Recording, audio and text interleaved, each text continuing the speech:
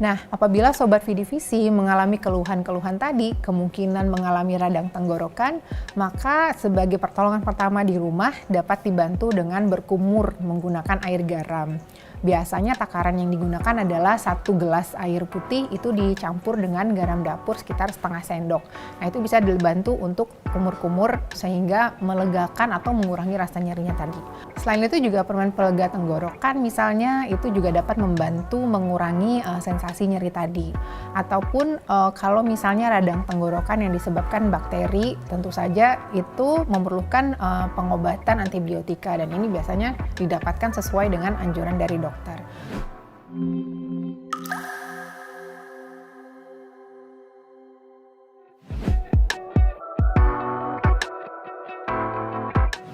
Gejala yang dapat ditemukan pada penyakit radang tenggorokan ini adalah diantaranya rasa nyeri, terutama nyeri pada saat menelan makanan, minuman, ataupun menelan ludah. Nah, kadang-kadang nyeri ini juga bisa dirasakan sampai ke daerah telinga. Ini kita sebut dengan river pain ataupun nyeri alih. Kadang-kadang pasien suka menyalahartikan, datang ke dokter mengatakan bahwa telinganya yang sakit.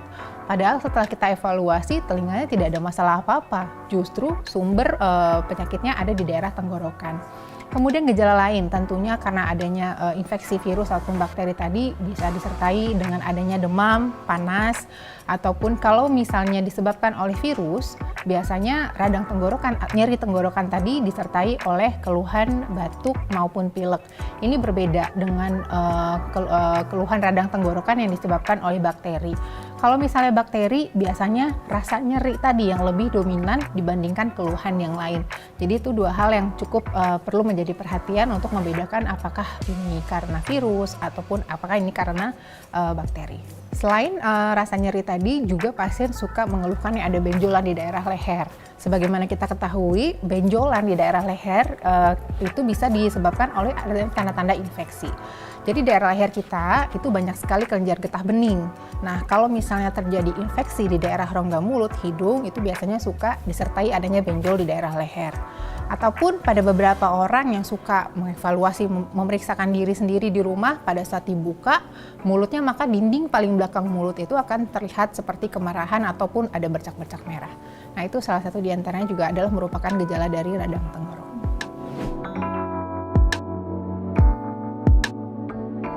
Memang virus corona ini dominan gejalanya adalah menyerupai keluhan di daerah saluran nafas atas, seperti adanya batuk pilek ataupun nyeri tenggorokan.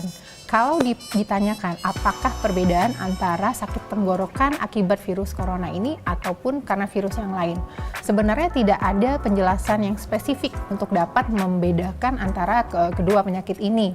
Nah, memang sebagaimana kita ketahui virus COVID ini sendiri juga mengalami mutasi. Jadi kita tidak bisa menilai atau mengambil kesimpulan bahwa seseorang itu mengalami sakit COVID atau tidak dari satu keluhan saja. Seperti contoh, pada varian yang sebelumnya, dominan keluhan pada pasien meskipun memang memiliki keluhan sakit tenggorokan, dia juga memiliki keluhan pilek, hidung tersumbat, ataupun gangguan penciuman yang lebih dominan. Sementara pada perkembangan penyakit ini, varian yang terbaru yaitu Omicron, ditemui bahwa gejala yang paling utama itu atau paling sering ditemui adalah memang sakit tenggorokan ataupun sensasi gatal di tenggorokan ataupun tidak nyaman di tenggorokan. Dan banyak juga pada pasien-pasien tersebut tidak disertai adanya demam. Jadi kalau untuk membedakan secara keluhan saja memang sulit untuk dilakukan.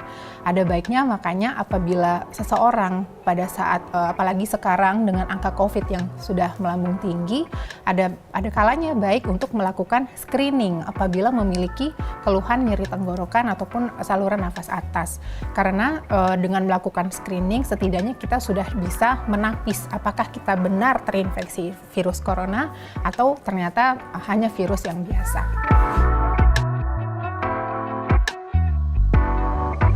Ya, radang tenggorokan itu kan memang adalah suatu proses peradangan atau inflamasi yang berada di belakang mulut kita. Nah, dia ini sebenarnya disebabkan oleh dua sebab utama. Paling banyak itu adalah akibat virus atau infeksi virus, di mana sekitar 50-70%.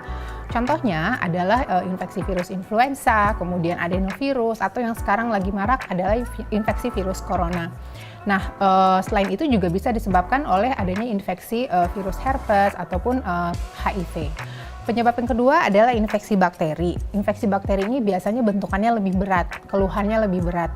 Nah, ini biasanya dalam perjalanan penyakit awalnya didahului oleh infeksi virus yang kemudian berubah menjadi infeksi bakteri. Paling banyak jenis bakterinya adalah grup A beta hemolyticus streptococcus. Nah, selain penyebab virus ataupun bakteri, kadang-kadang juga bisa dicetuskan oleh alergi ataupun paparan kimia terhadap zat-zat tertentu, di mana akan menyebabkan proses peradangan tadi di daerah faring kita.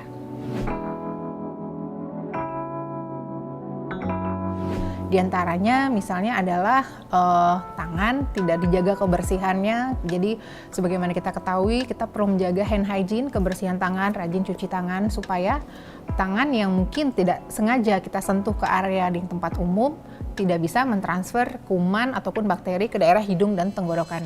Kemudian selain itu juga ada beberapa makanan yang perlu menjadi perhatian. Di antaranya misalnya adalah makanan yang terlalu pedas, yang terlalu berminyak, ataupun strukturnya yang keras. Kalau makanan tersebut dikonsumsi, maka akan membuat daerah tenggorokan kita menjadi lebih rentan untuk terserang infeksi. Ataupun misalnya makanan-makanan yang manis. Tentu saja kalau misalnya kita konsumsi berlebihan, itu akan menjadi makanan untuk si kuman sehingga akan berkembang biak di daerah tenggorokan kita dan menyebabkan radang tenggorokan.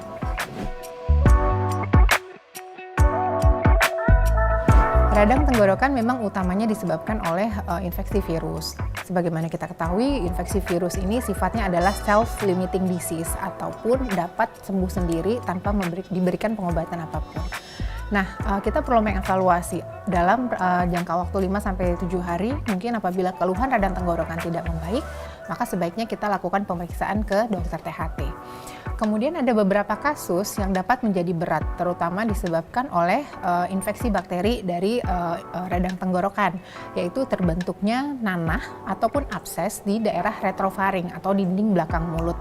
Yang berbahaya dari abses ini adalah karena dia menyerupai seperti kantong, sehingga dia bisa menyumbat jalan nafas kita. Nah, pada keadaan seperti ini, biasanya pasien-pasien harus segera langsung dibawa ke rumah sakit untuk dilakukan tindakan penyelamatan jalan nafas, seperti dilakukan tracheostomi. Setelah itu baru dilakukan mengeluarkan si fokus infeksinya tadi atau nanahnya tadi. Karena radang tenggorokan ini, jalan masuk kumannya adalah melalui hidung ataupun dari mulut, maka tentu saja kita harus menjaga supaya tidak mudah menyentuh area hidung maupun mulut dengan menggunakan tangan kita. Karena sebagaimana kita ketahui, tangan tentu saja bisa memegang area-area yang juga disentuh oleh orang lain, terutama di tempat-tempat umum. Jadi kebersihan tangan atau hand hygiene itu perlu rutin dilakukan. Selain itu, untuk meningkatkan daya tahan tubuh, kita tentu saja harus menjaga kesehatan badan, yaitu diantaranya harus memiliki istirahat yang cukup, jadi jangan terlalu sering begadang. Dengan istirahat yang cukup, tidur yang cukup, itu akan membantu untuk meningkatkan imunitas atau kekebalan tubuh kita. Selain itu juga konsumsi air putih, itu minimal 6-8 gelas sehari.